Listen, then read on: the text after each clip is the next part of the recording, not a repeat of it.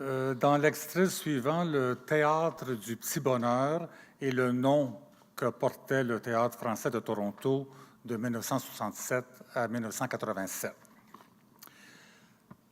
Comme toutes les compagnies, le Théâtre du Petit Bonheur compte sur les dons de spectateurs, d'amis, d'organismes et d'entreprises. Les dons ne sont qu'une avenue de financement. Au fil des ans, à peu près toutes les formules imaginables sont exploitées pour renflouer les coffres. Loterie, bingo, projection de films, tombola, bal masqué, soirée gala, soirée pas ordinaire, soirée boum boum, soirée moules et frites, etc.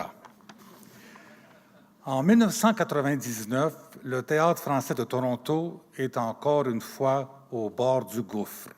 Les pièces Une dent en or de la torontoise Marcelle McGibbon et La raccourcie de Jean-Roch Gaudreault doivent commencer le 14 avril. Mais les gens qui construisent les décors exigent 6 000 $ avant même de planter un clou.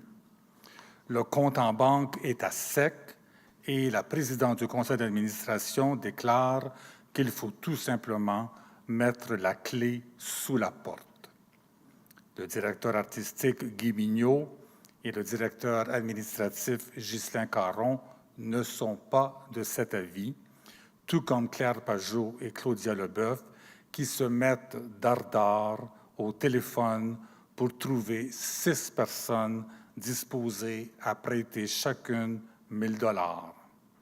Guy et Ghislain sautent dans une voiture et vont cueillir les 6 dons.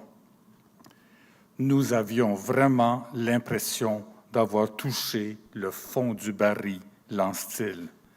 Mais tout est bien qui finit bien, puisque les prêts totalisant 6 000 $ se transforment en dons purs et simples. Le directeur artistique Guy Mignot aimait bien dire que faire du théâtre en français pendant 50 ans constitue tout un exploit et que faire du théâtre en français à Toronto pendant aussi longtemps mérite une médaille. Il avait bien raison.